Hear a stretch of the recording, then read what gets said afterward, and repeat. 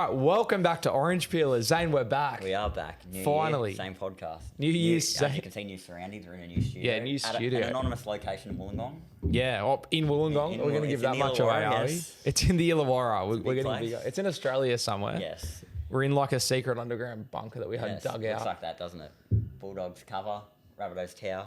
Yeah. We're mixing it up this year. We've got more customization options we can do with this room. So as the year goes on, you might see a bit more appear behind us. Yeah. But now this is how the setup's going to be. Yeah, this is week one, and maybe every week we'll just add little Easter eggs. See if someone can notice a change. Yeah, that's a good idea. Maybe even bring on some guest hosts. Yes. As the year progresses, new maybe guests. Some special guests as well. Yeah, definitely some special guests. Hopefully we're in talks to have, an extra host. Yes. It could be somebody that the people watching know. Could be somebody they don't know. Who knows? Could be the person watching. It could be the person watching. Maybe you're watching and you're thinking, I could host Orange Peelers. They know who they are. Reach out. They know who they are. How was your off season, Zane? Obviously, it's been we haven't done the podcast since October last year. So what have you been up to? I've graduated school. I think actually I'd graduated by the time we finished last year. But you know what? That deserves an applause. Oh, yes. Congrats for finishing school. I think I had graduated by the time because we would have finished October. So I'd just finished. No, it's just been very quiet. I've been to Bali, obviously. I couldn't make the charity match this year because I was over soaking it up in Bali, which, charity match. Tell us about it. Well, how was it? Before we get into the charity match, how about you tell me about what you got in Bali? What I got? Bit sick? I did. No, for a few days I was a bit sick. Not Barley Belly because I'm lucky that none of us that went got Barley Belly, which is just unbelievable. Yeah. It says at least 1 in 4 people get it. So we're like, at least 2 of us will get it. But no, it was just, I got a bit of heat stroke and was run down. You had to skip the charity shield? Yes, I did have to skip the charity shield. You were a bit too sick to go to that. Yes. So you missed the charity match and the charity shield. In the end, I wasn't too bad on that Saturday, but I didn't get tickets, so I was like, better to be safe than sorry. Yes, exactly. Yeah, the charity match, obviously, you were part of Mark Hughes in the inaugural, so we won. Obviously, I think that counts for you as well. You're part of the winning team. Yeah, you're a member of Mark Hughes, but we went back to back, so that was good. Shout out to Ronald McDonald House. They talked. I don't know if you would have seen all the smack they were talking. Oh, there was a lot of talk in the lead up with all their training sessions. Training multiple times every week, and our team trained twice the whole time, which was more than last year. To be fair, we didn't even train when you played. But the other team, Ronald McDonald, they rocked up with like the belts. Did you see that? Yes, I did see that. They rocked up with the championship belts to a game they'd never won before. Well, they were coming for you in the end. Yeah, look, they did make a late comeback. Jason David embarrassed me. Rolled a clip, steamrolled me. 2012 sort of stuff. If there was an extra, 5 minutes. Jason David went over in the last second of the game and stole the win. Yeah, Adam Reynolds-esque or Minicello-esque, whichever game you want to refer to. Obviously, you'd rather see Adam Reynolds. The Reynolds is the more iconic one. That's the You Can Take Me Now. I've seen it all on A. Yes, well, the Reynolds one's more iconic, so... The Reynolds one was the second one, right? Yeah, that was more iconic, though. I'm agreeing with you. It is more iconic. If that's the one where he goes... No Roosters fans Reynolds. They think the Minicello one is. Nah. No one looks back at the Minicello one. Everyone thinks of the Reynolds one. Well, Fox League did the most, like the top 200 games all time or something, maybe 150, and the Rabbits was second, I think. Yeah. The Roosters one wasn't anywhere to be seen. I remember that. Obviously, we have a group chat with Hainsey. Shout out to Hainsey. And he was on the group chat, talking the Roosters up. Oh, South's the number 2, so Roosters are number 1. No, it was Broncos Cowboys at number 1. Let's talk about that. That was a weird number 1. Yeah, I think 2016 game. No, I think that was the Milford field goal. Yeah, but I don't think it's the best. No, I think the South's win is better. Yeah, I don't know. I would have probably put the 15 grand final there. Oh well, it didn't include finals. Okay, so if it did, I would have had the 2023 grand final there just quietly. Exactly. Did we ever talk about that? I think we did. Sure. Obviously, if we didn't, we're not going to talk about it today. A lot's happened since, but I think our podcast ended up getting scrapped that day. It was recorded, but we had of technical issues. Yeah, technical. We also did was just saying off camera how we did what was it called? The Pacific Cup. Yes. I don't remember what it was called now. Whatever, Pacific Championship. Yeah, the Pacific Championship. We did a preview of that as well, and that never saw the light of day because there were just too many technical issues. Yeah, shout out to New Zealand, beat Australia 30-0. They did too. We live in a new world, Zane, ever since we last recorded Orange Peelers. It's been hectic, but I think that's enough of an intro. We've got a big episode today because we've got to preview every single NRL team heading into this season. Yes. And there's a lot to talk about. And then we're also... 17 teams. We're also going to give our ladder predictions, of course. And our player predictions. And yeah, we're going to preview the Las Vegas games. Yeah, that's pretty much everything we're going to do. So I think let's just get straight into it unless you have anything else to talk Probably about. not as long as the bloke in the bar 5 hours. Look, I'm going to be honest. We're not going to sit here for 7 hours. Yeah, so it's not going to be that sort of length, but I think it's going to be an hour and a half to 2 hours. You'll know better than us. You can see the timestamps if you're watching on YouTube. Well, I'm looking at the time now, and I'm thinking there's a big chance that we go 2 hours. Okay. I feel like, hang on, let me pull it up. I want to see how long was it last year. But I reckon it was like an hour and a half last year. I reckon we might have cracked 2 hours. Did we do we did this sort of episode last year, didn't we? All right, give me 1 sec, ladies and gentlemen watching at home. Zane, just talk for me while I try and find it. All right, tell me about Bali. Yeah, so Bali is, I'm sure most people have been there before. It's a nice place to go. You know, there's the occasional bit where you got to stay away from, but overall the place is just stunning. Yeah. Lots of spiders? No, it wasn't spiders. Really? I've seen on TikTok videos of just spiders everywhere. Did you get a tattoo? Usually people go to Bali for tattoos. Shout out Bradman Best. Yeah, no, you didn't get the Bradman Best leg tattoo? I probably could have. I very Did any of your friends maybe call out a certain content creator? Did they get a tattoo? None that was... Didn't Julian? Oh, yeah, Julian got one. Yeah, Julian got a tattoo. I thought you meant called him out. Oh, no, I just mean call out the people that got the tattoos. He did get one. He did the Bradman Best. Yes. But not a leg sleeve. Yeah, not a big leg sleeve. Just all right, tiny little one. I've got it here. It was only an hour and 7 minutes. And that I've got here round 1 preview, season preview, our first ever episode 11 months ago. Was it that long? It's a year ago in 3 days I looked at, but yeah, only an hour, so we'll smash that today. Okay. Maybe we go for 7 hours today just to... Did you see how Hello Sport did like a 7-hour podcast to break Bloke in a Bar's record? Because Bloke in a Bar was like 6 hours 50. Hello Sport did 7 hours. Maybe we do 7:10. Yeah, okay. And just come out and hold the record as, longest rugby league podcast. Here we go. Let's get ready, 7 hours.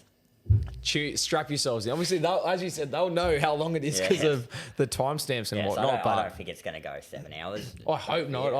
I have a family to get to. If it does go 7 hours and you've watched the entire thing, then thank you. Absolutely. Bro, if this goes for 1 hour and they watch the entire thing, thank you.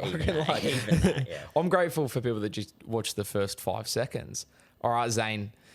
Probably not the team you want to start a big episode off with because it could get a little bit boring. Shout out to them. But the Tigers. Yes. They were the Wooden Spooners, back-to-back Wooden Spooners. They were. What do you make of them for this year? I feel like I don't know. A lot of people want them to improve. Obviously want them to, but will they? I just don't know about Benji as a coach. Yeah, look. I'm not sure about it yet. I think that Benji's probably too young to be a coach. But the Tigers have backed him. Yeah, 100%. He's their man. And I'm not saying Benji Marshall is clearly a smart dude, and we saw him win Celebrity Apprentice. Yes. So clearly he's a smart dude. He was very good in that show. I'm not saying that you have to be a certain age to be a coach, but I just feel like where the Tigers are as a club, they probably need an experienced coach. Yes. And Benji Marshall, it's a fact that he's not an experienced coach. He's in his first. It was his first 6 months. That's my concern. Yeah. I know they're trying to add some culture by having him there, but I just feel like they should have gone for a more experienced head. And obviously, I'm pretty sure their original plan was for him to start coaching next year. Yeah, I know. Yes. And so Tim Sheen's 2 years. But then obviously they've sacked Tim Sheens halfway through that. The whole board has been cleaned out over the off season. I forgot about that as well. So obviously it's a very different club at the moment. They've signed Jerome Luai, obviously not for this season, but for next season. Is a huge buy. But also they got 2 new halves this year. Yeah, Aiden Caesar, Sullivan. Adam Dewey does come back. Obviously, I believe it will be Aiden Caesar and Sullivan to start the season. Do you think Dewey plays halves? It will depend on what position the Tigers are in when he comes back. Yeah, that's true. Yeah, because if their halves are going bad, he probably does. But because I think it's more likely he doesn't play halves. I think it's more likely he ends up at centre. Which obviously he was very verbal about a couple years ago now, not wanting to be a centre, but after doing your ACL twice, you probably have to accept. Stay there for a bit. And especially if the halves do go good, which obviously they're only trials, but I thought Caesar looked pretty good in the trial games. He did, yeah. Sullivan had a good game against the Warriors. Yeah, so there's every chance that they do go well, and then they've got some good young guns coming through as well. The Tigers, they got obviously Fainu, who's probably a bit far off. Yeah, Buller's in for a huge year. They've obviously lost Nofaluma as well. Yeah, which circumstances. Very strange circumstances, but I don't know if that's the worst thing ever. I think obviously Luke Brooks and Nofaluma are 2 players that can be good, especially Luke Brooks. I think he'll succeed at Manly. Oh yes, but they're players. Talk about him a bit later they're players that have been around for a long time and players that have never played finals, and so it can be good to move those players on. Really enter a new era. And I'm not saying it's not like cleaning out the garbage at all, like not at all. But it is good to move them on and try and get into a new era. I'm just trying to find the name of that young half, Lachlan Galvin. He's one that's been talked about a lot as pushing for a starting spot. As well. Yeah, and Fine. Yeah, so there are plenty of options. I'm trying to remember. They brought in Sullivan Caesar. Justin Olam they've brought in. Which that'll be interesting to see how he goes there. Yeah, well, we played on the weekend, got injured. Anyone else they brought in? I swear there was another bigger name. I'm probably thinking of Luai. I feel the same. I feel like we're also missing. But not that I can see on my screen here. Yeah, okay. So maybe not.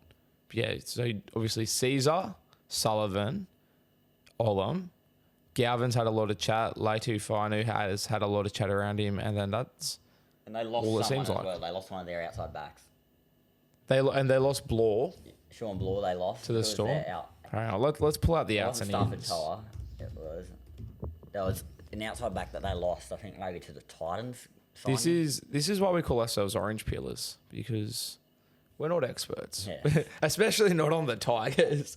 I'm not keeping track of who the Tigers are and aren't signing. Hang on, let's have a look. Where are we at? I know the Tigers lost one of their outside backs. Is Asu Kapaa, is it? Yeah, I know. It says he's contracted. All right, bear with it. I don't know. I don't think it's Stafford Toller. I know they lost Sean Blore, but... Did they lose an outside back? I swear that outside of Nofaluma. Here we go. This will tell us. Shout out to League Unlimited. Tigers will be at the end. All right, 2024 gains. Latu Fainu, obviously his brother Samuela Fainu. You skipped straight to the losses. Tommy Teliau, yeah. That's what I was looking Brandon and Dane Laurie as well. I lost Dane Laurie. And Brandon Wakeham, which is a huge loss in my opinion. You reckon Brandon Wakeham is? Oh, Bulldogs legend. Huge loss for the Tigers. Huge loss. But how do you think they're going to go this year? Obviously, they're back-to-back wooden spoons. They, as we've said, they've made some good signings. Yeah. They've lost some players that, probably will help them culturally. Zane, how do you think the Tigers will go in 2024? I still reckon they finish bottom 4. Yeah, do you reckon I just can't see him. I'm not going to pick up for the Spoon. Yeah. I wouldn't be surprised if they got it, but I don't want to pick him. Yeah, you're too nice. If I'm going to give you an exact spot, I'll say 15th. Yeah, okay. 15th, 16th. I think we'll just go Rangers. So I'll say bottom 4 then. So actually, just to because obviously we're about to go over 16 other clubs. The way we're going to do it is we're going to go top 4 to 8. So either pushing for the 4 or in the 8, and then we'll have 8 to 12. So pushing for the 8 or missing 5. It, and then we'll go 12 to 14. So mid-range bottom 8. And then bottom 4. So that's 5 different ranges. 1 to 4, 4 to 8, 8 to 12, 12 to 14, and bottom 4. 12 to 14 would be 3. Then it'd be 3 in the bottom. But anyway. Yeah, but it's just ranges though. It's just ranges. I'm saying the bottom 3, bottom 4. All the ranges overlap. I still think they got a few more years they have to do. Yeah, I agree. I think Tigers are probably bottom 4. I see a lot of people saying they're smoking for the 8. I definitely don't. People said that last year. So I don't respectfully. Andrew Johns, for example. But no, I don't think they're making the 8 this year.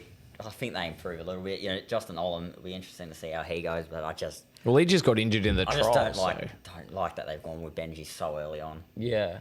And I'm so interested to see how they go under him. Hopefully they don't destroy Benji Marshall's career as a coach. They backed him. He's got a long deal there. Bring your mic closer. Yeah. Just have it even closer. Just bring it up a bit. Just because it's saying you're quiet. Well, they've backed him, so he's going to be there for quite a few years. If everything goes right, they can't afford to sack another coach. They really can't. When they got Team Machines, they're like, he's going to be our man. Yeah, 100%. And then they sacked him. Yes, 6 exactly. You don't know what I know it's a whole different board now, so I don't reckon he'll be sacked. I think he's going to be fine for at least a couple of years. But you don't know at the Tigers. You don't know, do you? Sorry, Tigers fans, I just can't. Not this year. All right, what about the Dragons? They came second last year. I think a lot of people tipped them for the Spoon last year. I know. Did you? Yes, I did. I think I did as well. Most seasons in the last decade. It's never happened. How do you think they're going to go this year? I'm tipping them for the Spoon again, and it probably will not happen. And I generally can't pick a wooden spooner this year because I look at all those teams that finish at the bottom. I think all of them can improve in some sort of way. Yeah. But I just have to go the easy choice and say the Dragons for that reason. Yeah. Obviously, they've made a bit of squad movement. Let me go over it. Yes. So they've brought in Haim Sele, my boy Kyle Flanagan, Raymond Fatala Mariner joined late. Tom Eisenhuth from Storm. Corey Allen joined and then did his ACL. Thoughts and prayers of Corey Allen. Yes. Obviously, he's played for both our clubs. Yes. And he's a really good bloke. I love Corey Allen. Met him as a Bulldogs fan, so that's good. Christian Tuipulotu from Manly, which I think is a good depth signing. That's a good buy. Jesse Marski from North Sydney. Obviously, they did sign Volkman and then had all that drama. Yes, and they've ended up signing Marski off the back of it, which he's a very good young junior if you've seen his highlights from North Sydney. And then just in the last week, he actually had his first day at the club today, Luciano Leilua from North Queensland. I reckon that's a big signing. Yeah, 100%. Absolutely. You could argue it's one of the biggest signings they've had in the last couple of years. Hang on. Yeah, let me go. No, you're good. I just want to go over their losses as well. They lost, obviously, Jaden Sullivan, Zane Musgrove, Jaden Hunt, Billy Burns, Amone. Obviously, he could. Where'd Billy Burns go? Cronulla. He's at the Sharks, I heard that. Nick Luitoso, Tauto Moga retired, and then Tyrell Fuimano. So, honestly, based off that, it's hard not to say that the squads are improved. It has improved. And I'm not saying that they're going to make it 8 or anything, but I'm just saying it is an improved squad. I look at the Dragons, I'm like, can they compete with those other sides that I think will improve? No, I can't. I feel like they're still going to be playing with passion and get those scrappy wins every once in a while, as they do, and save themselves from getting the wooden spoon.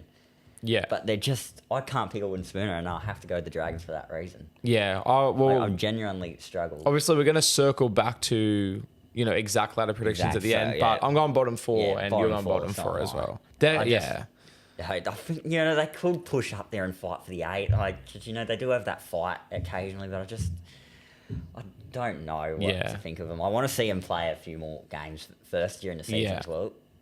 I feel like Jack Bird's going to have a good year this year. Well, he's moved to centre now. He's lost a lot of weight. He plays his best footy under Shane Flanagan. Yeah, he looks good. And their Dragons forwards looked really good in the Charity Shield as well. I know they got pumped in the end, but Jaden Sewer and Molo... No, they won. Oh, in the Charity Shield they lost, but then on the weekend they looked good. On the weekend, but Charity Shield, the first quarter, the Dragons forwards were very good.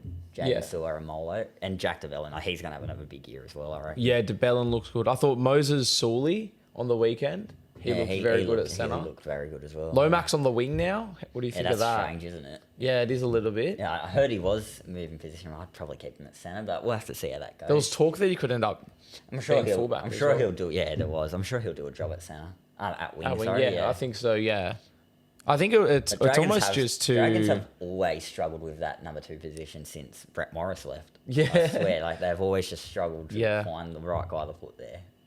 Yeah, I'm just thinking, what side was he on? Was he left or right? He was number 3, wasn't he? No, this year, on the wing. I swear he was on the right wing. So Ravalaro's on the left, is he? Yeah, that's what I'm thinking, where Ravalaro was right last year. I just realised, have they changed that up? That's interesting. Because Ravel was scoring all their tries. Yeah. And I reckon he'll have a good year as well under Flanagan. He looked good on the weekend. Him and Moses, Sully, they looked... I know it was only against the Tigers in a trial game, but they looked good. But we always see that from the Dragons. Their players will have the occasional good game here and there, and everyone hypes them. And Terrell Sloan needs to have a big year as well. Yeah, I'm pretty sure he's off contract as well, so he does need to have I a reckon big the Dragons will keep him. But 100%. He needs to prove himself this year. If he wants to be the long-term fullback, he needs to have a breakout season. Yes, because he was pretty disappointing in the Charity Shield, wasn't he? You watched it? Yeah, he didn't have the best game. He didn't have the best game. Let's move on to the most important team on this entire list. Your team. The Bulldogs, Zane. I'm ready to hear it. You're ready to hear it? I am, yes. So, Zane, how do you think the Bulldogs are going to go this year? I've got a mid-range bottom 8. Really? Yes. Not bottom... Wait. Mid-range top 8? No, mid-range I was like, what? Bottom 8, I'm saying. Surely not. Definitely not top 8. Bottom 4? No. Really? Like in that 12th to 4th sort of position I've got. What do you make? Hang on, I'll go over the ins and outs. I want to do this with every team just so we're on top of things. Okay, let's go. Right, Zane, if you want to go to the toilet or get some food or something. Have a full nap. Yeah. I'm going to go over this and you just go get something to eat or something. All right. So they have brought in Bronson Sherry, Stephen Crichton, just quietly, wow. Jamin Salmon, the weak-gutted dog, Blake Taff, Josh Curran, Kurt Mann, utility, Jake Turpin, utility, Drew Hutchison, utility, Poasa Famasuli, and Connor Tracy, utility. So a few utilities. I know a lot of people call them the utility Bulldogs or the Canterbury Bank Centre utilities. I think a lot of the utilities are actually in set positions, but they were utilities at the old clubs. And then the outs. This is where it gets interesting. You see people, making the whole salary cap claims. But if you look at the outs list, it's incredible. So Jake Averillo, Corey Waddell. Yeah, he's gone to Manly, hasn't he? I miss Jake Averillo, Zane. I miss Jake Averillo. Yeah, we'll talk about him a bit more, the Dolphins one. Yeah, let's not actually. Sorry. Corey Waddell, Kyle Flanagan, Raymond Fatala Mariner, Paul Alamotti, Tavita Pengai Jr.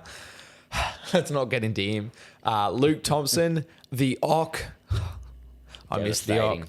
Braden Burns, who's now at the mighty South Sydney Rabbitohs. He returned very quietly, Braden Burns. Just saying, very quietly. Brendan Clark and Declan Casey, who's at the Tigers now. So, lots of losses. And when you look at names like Tavita, Luke Thompson, Kyle Flanagan, like that, even Raymond Fatala Mariner, they were all on big. Like Jake Averillo. Throw him in there. Yeah, look, he wasn't on big money, but local junior.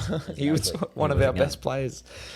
It's a lot of losses, and so I think it sort of does balance out a little bit. When you look at the players they've brought in outside of Critter, there's not really any big money players. No big money, but there's some big names. Yeah, 100%. Obviously, Josh Curran, definitely. Yeah, Josh Curran, Drew Hutchison from the Roosters. A few years ago. I know he hasn't played in a while. But and there's a lot of hype around Bronson Cherry. A lot of hype. Will he live up to the expectation?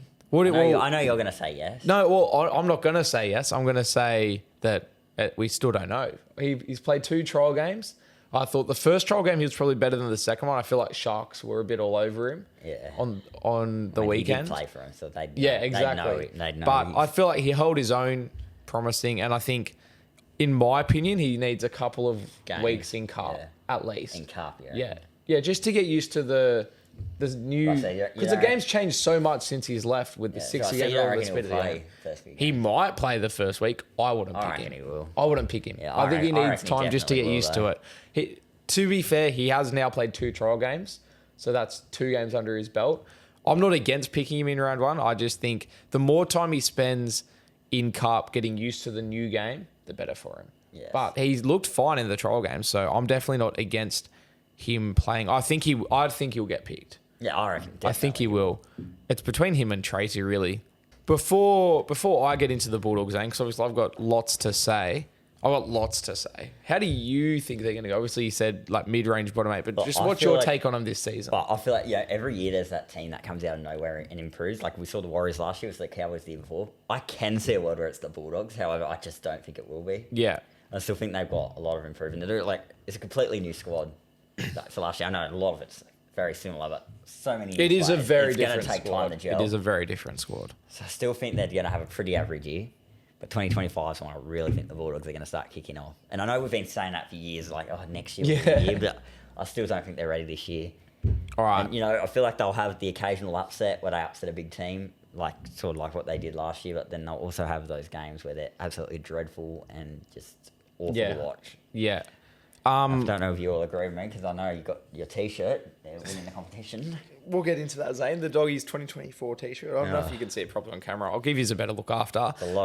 Just on what you said in terms of you think that, like, obviously this year, they're very public that it's a rebuild phase. Yes. And you sort of said how, like, they'll probably start pushing for the 8 next year and making the 8 next year. I want to give you, I'll try not to go on for too long here, but I'm going to give you my hot take.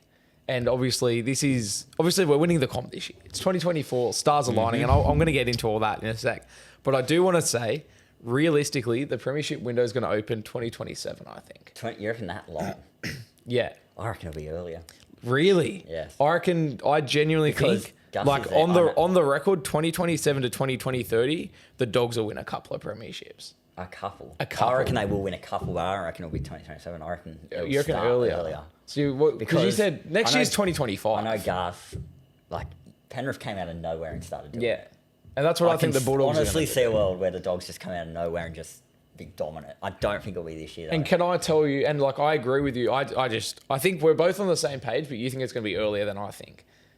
That's what it seems like. It will be. Like you sound like you're thinking next year, 2026. Out of nowhere. But like, I'm saying 2027, like they could win the comp. I reckon they will win. I think at the moment the Bulldogs are in, like, so 2024 for the Bulldogs is sort of like 2018, 2019 for the Panthers, right? Yes. Where that's what I think. The juniors are starting to come through. That's what I think the phase you're in now. Yeah. And so that's my bold call. Bulldogs will win a comp by 2027. I'm going Bulldogs win multiple comps from 2027 to 2030. So pretty much the same as you. I think they'll have a premiership within the next 4 years. Let me just... It's crazy to say. Let me give you some information behind why I think that's the premiership window. You saw in the trial game, specifically the Storm one, all the juniors coming through.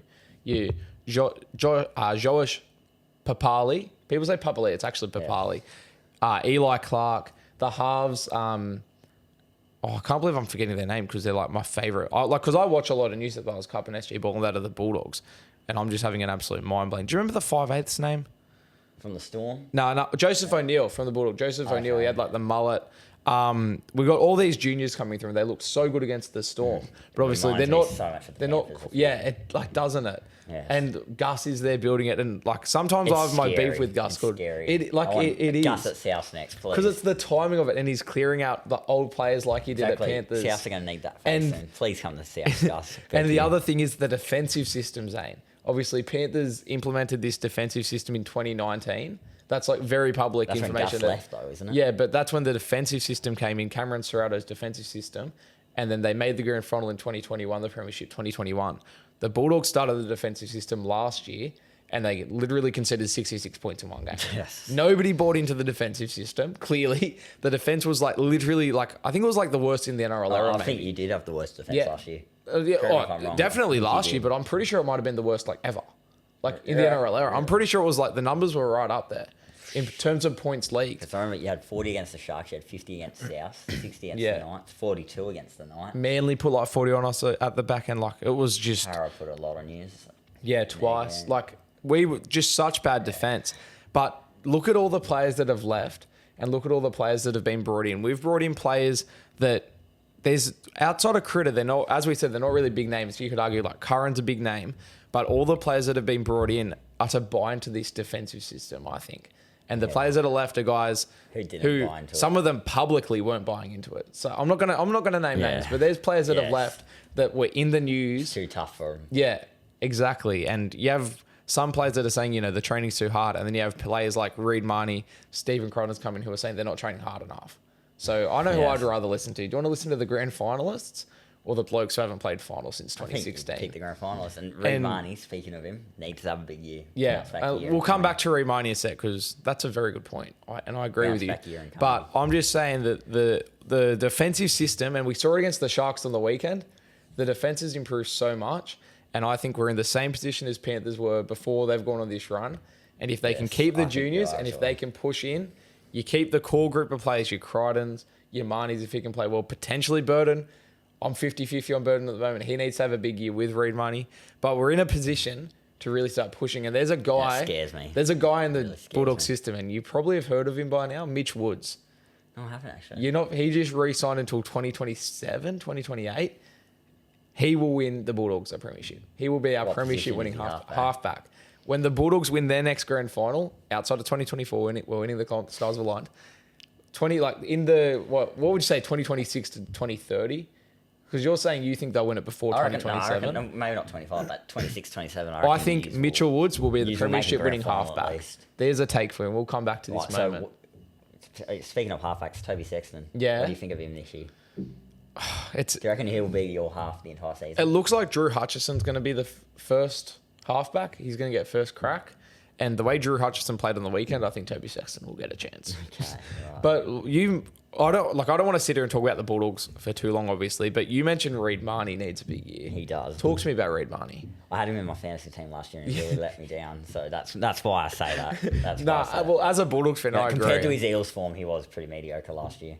And to be fair, he came into a new side that he hadn't played with that wasn't as good as the Eels side. He was given captain in his first year, and that put a lot of pressure on him, I think. But I agree. Like, he led the league in missed tackles and in errors. And that's... He did, yes. Like, you just can't be doing that. And obviously, he's lost the captaincy now. Critter's coming and taking it off Burden and yes, that was Marnie. A weird choice, wasn't it? Yeah, very interesting. Why they picked Crichton. He must be impressing from a winning club, so they need someone like that. I think 100%. I think that's why they've done it. 100%. But yeah, I think Marnie and Burden as well need very big years. I think if Matt Burton wants to be a 5'8", which I still think he should be 5'8", but this year decides if he's 5'8" or centre, really. Yes. Like, if he doesn't perform at 5'8" this year... He was still one of your best players last year, though. There's no doubt. Yeah. I don't know if he was, to be honest. He had his bad games, but he was still one of your best. Yeah, he's a big game player. What else is there to talk about the Dogs? Fox. Yeah, there's not really any individuals. Much to say about Fox. He'll just be there, do his job. Yeah. Typical Fox. Obviously, like, we sort of touched on Sherry already. He's obviously come back from things. One, like, yeah. Whatever happens with him. And then obviously, like, he's just going to be 14, Taff. No, Taff will be fullback. He's starting the year at fullback. Yeah. Oh, so Crichton's going to be in the centre. Yeah, Critter's starting at centre, 100%. Taff is full, just because Critter's carrying injuries, and I think they're keen for him to be at centre to start with, and then it's Taff's jersey to lose, essentially. And then you got the lack of props is the only other real talking point. Yes. But Sam Hughes and Poasa Famasuli were very impressive in the trial games. Fantasy team. Yeah, like get him in there. You got to get on in my emergency. So you're doing fantasy and super coach this year. I am. Probably going to concentrate on fantasy a bit more. But well, I've given up fantasy this year. I'm just all in on super coach. Interesting. So maybe you should come over, Zane. Interesting. Obviously, we're in. I just find fantasy so much more simple. Well, that's the thing. Fantasy is more simple, and if you're not as smart as me, Zane, I guess you just stick to fantasy. Yes. We got to talk about where the Bulldogs are going to finish, Zane. Where did you say? You said mid-range. Of the bottom 8, between 12th and 14th. I have them top 8. I have them in, not top 4. Although it would not surprise I have them 4 to 8 if they just surprised everyone and finished top 8. I'm going to be honest with you, Zane. If this year was 2023, I'd have them bottom 4. It's not 2023. Yes, it's 2024. Stars align. Let me just remind everyone, Zane, of all the stars that have aligned. First of all, you got the pattern. Do you want to tell the listeners what the pattern is? No, you do it better than me.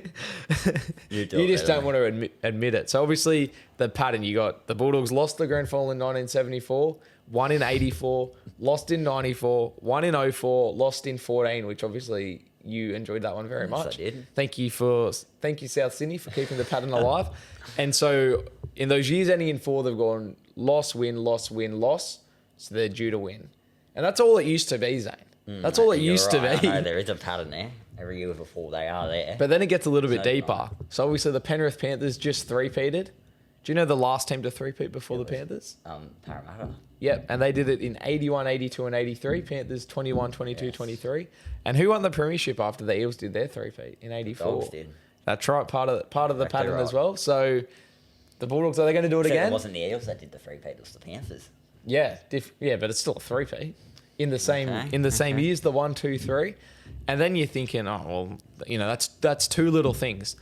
In 1983, the Bulldogs won the Jersey Flag and won the premiership the following year in the NRL. In 2003, the Bulldogs won Jersey Flag and then won the comp the next year in 2004. Who won Jersey Flag last year, Zane? Was it the Bulldogs?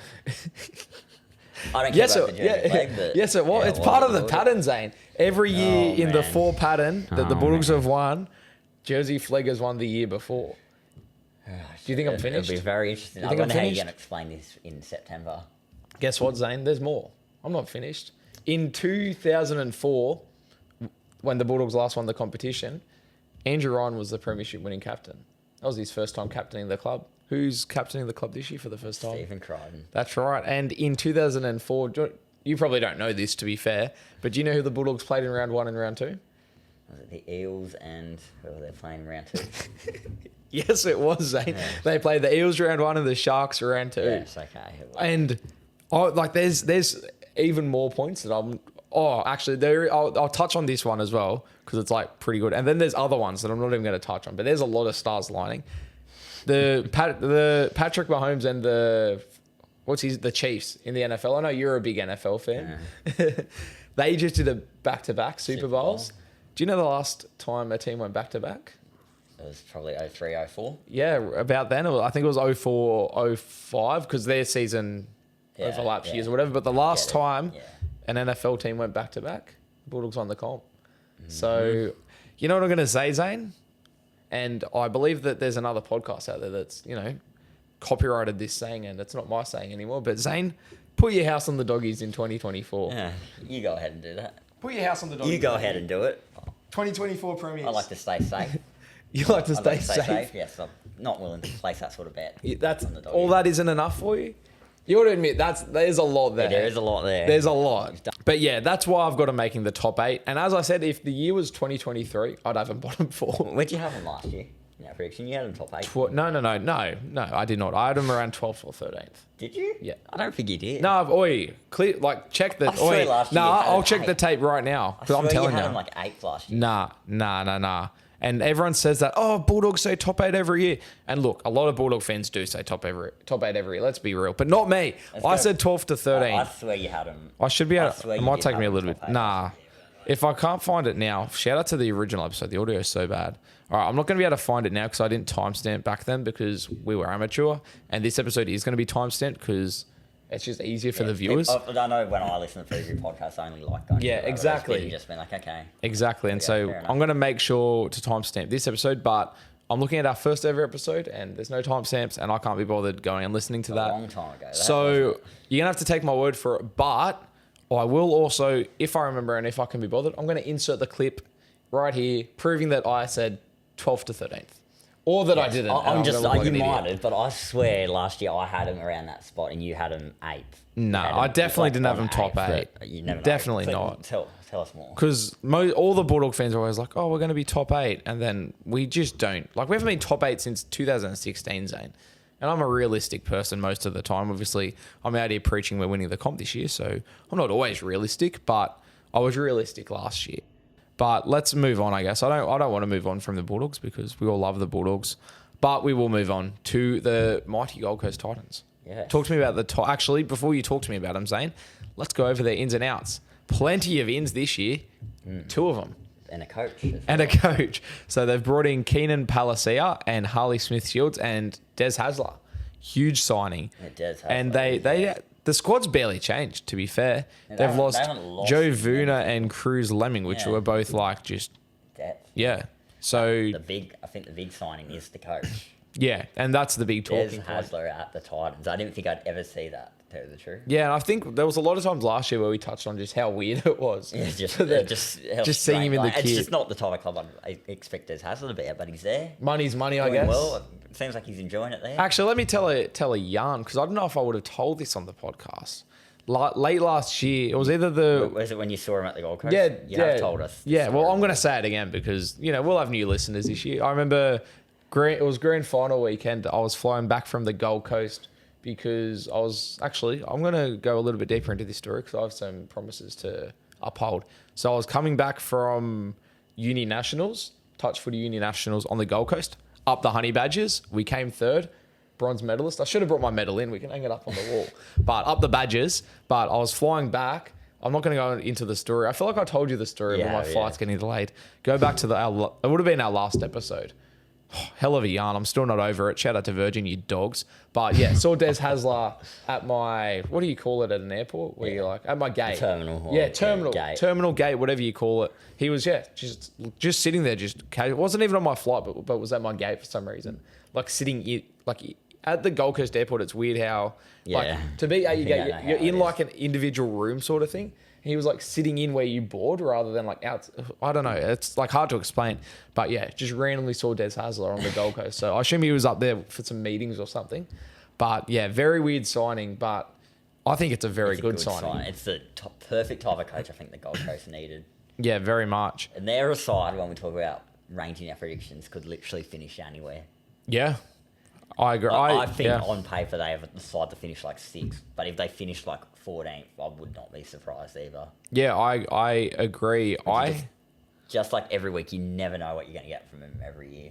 And I think a big thing last year that was one of their weaknesses was their defense and their second halves. Yes. In particular, they had so many. I think there was a stat that, like, towards the end of the year, if they'd second halves were a problem. It was mainly the defense. They were like a top 4 team if you just went off first halves last year. They were. Yeah. Absolutely. And that's not me just saying like that as a joke. That's like there was a stat last year where, based on just first halves, they were a top 4 team. Yeah. Their defense has been an issue pretty much since 2007, since they've been established. They've just never had a defensive mindset. And Des Hasler, what's he known for? Resilience in defense. Exactly, and that's the point I was about to make. They needed 100%. Tough, hard-ass coach that's going to make them play hard for the entire 80 minutes. Yeah, 100%. Like, he's literally, I could not think of a more perfect signing for the Titans as a coach than Des Hasler. Yeah, especially like the coaches available as well. Yeah, they're out of the ones available. Like, there's obviously. But even in general, Bellamy and Bennett, Yeah, true. Out of the ones available. But like Des Hasler's a premiership winning coach, like and there's not that many premiership winning coaches going around at the moment. Obviously, there's a few, but like there was Flano was available. That's true. Well. But so there was 2 of them. But like Des Hasler, has he won multiple? Maybe not multiple. He's been to multiple. He won grand 11 finals. and he won 08. Did he win 08? Yeah, 40-0.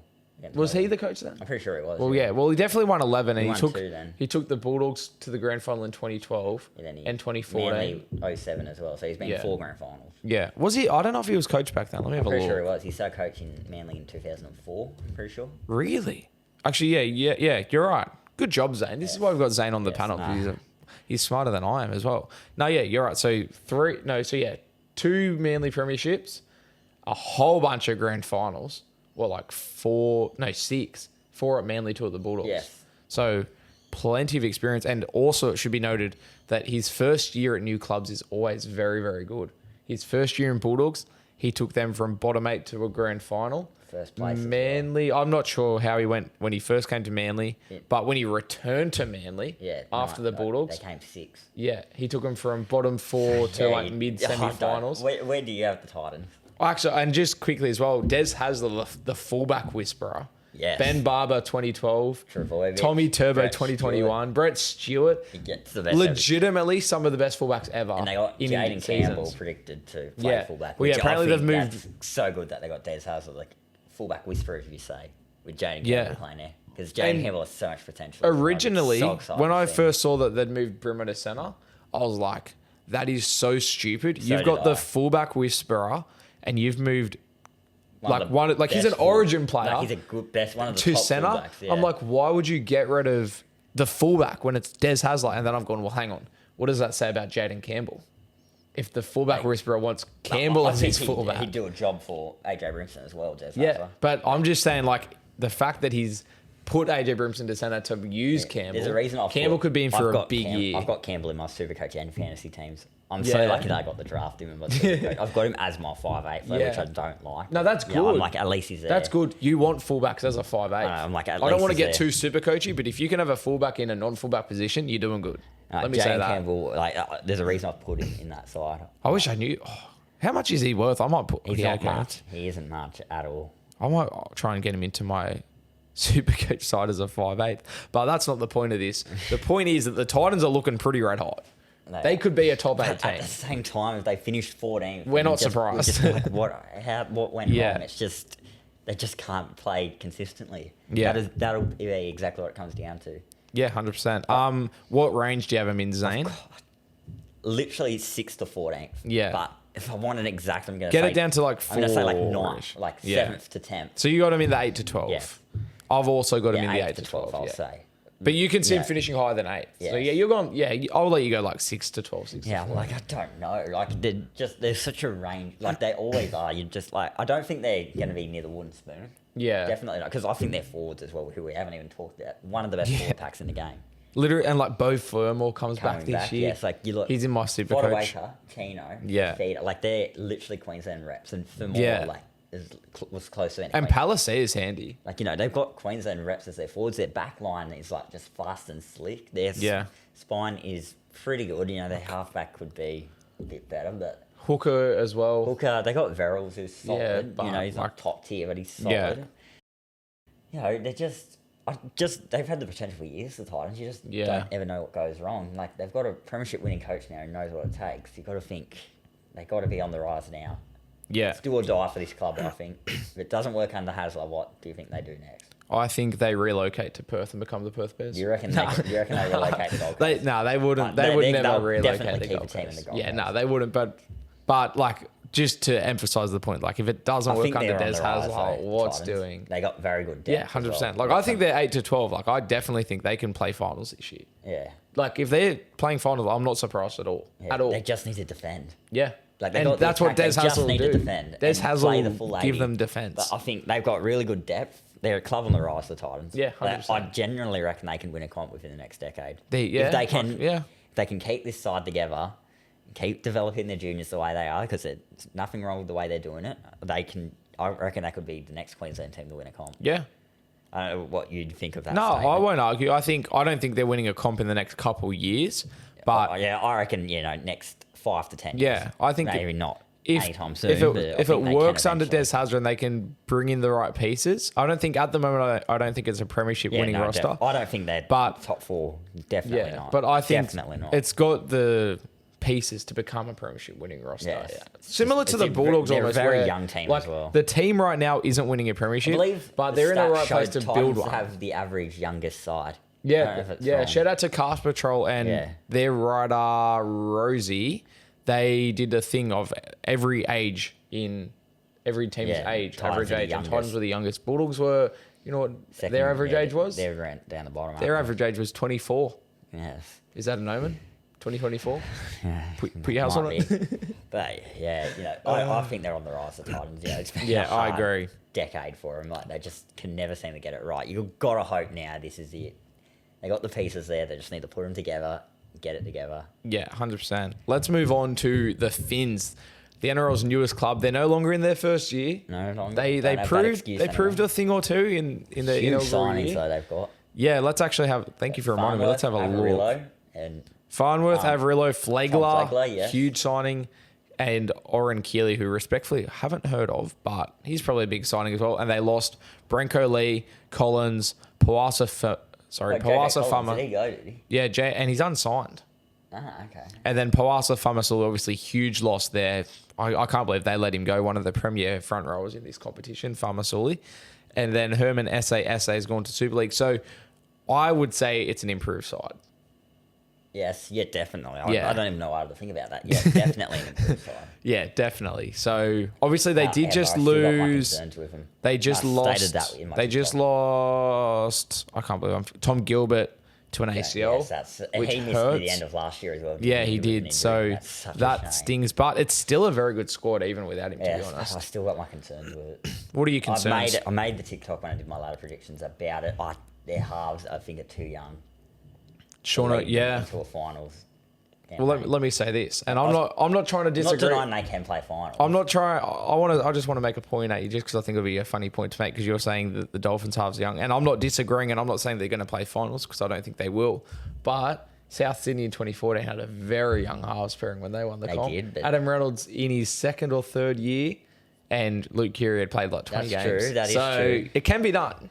But you look back at Reynolds and Keary now, like the players. Do you think Sean O'Sullivan and who is it, Katoa will be those sort of players in 10 years' time? I honestly don't. And there's a lot of people. Obviously, Katoa's a guy with huge raps on him. Obviously, he's come through the Panther system and just mass raps, but I don't think he's all that. You got to also remember Reynolds and Keary also had Inglis, Burgess. And as I said, I don't think Dolphins are winning the comp. And I don't think Dolphins are playing top 8 footy, but I'm just making the point that you can win comps with young halves.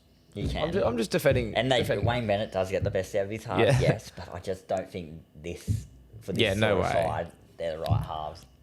And I don't have them making the 8. I've got them in the 9th to 12th range. Yeah, I think I've got them. I don't have my exact. Oh no, I do have my exact. I don't think they'll finish bottom 4. Like, I know their trial form was dreadful, by the way. Yeah, it was. Especially in the Titans game, they were absolutely horrific in that game. I thought they'd put 50 past the Titans. So did I. The Dolphins were dreadful, even though the Titans played really well. They played Des Hasler footy. Des Hasler footy. They did. They were very tough. But yeah, the Dolphins. I've got them. I've got them in the 8 to 12 range as well. Yes. Well, 9 to 12. I don't think they're playing. I reckon they'll get those upsets here and there. They'll just one. They'll go out and beat the Broncos, beat the Panthers, beat the Rabbitohs. Just when no one expects them to. But then they'll just they'll just be here and there. Yeah. Good push for the 8 points here in the season, but when it comes down to it at the end, I just don't think they're going to get there. Yeah, 100%. I don't really have much else. I think Averillo's going to have a huge year for him. Yeah. Anyway, you're going to hate on. No, yeah. Well, I said it in my team as well. Fancy. I said it when they signed him, and it was a very emotional call. But I don't know if you saw, but I was actually on the Rugby League Guru podcast recently. Yes, we touched on Averillo a little bit, and I said this to Guru, that how I made an emotional tweet, and I said that Jake Averillo will play Origin while at the Dolphins under Bennett. Oh, I wouldn't rule it out. Yeah, and Guru was like, definitely possible. I don't reckon he will this year.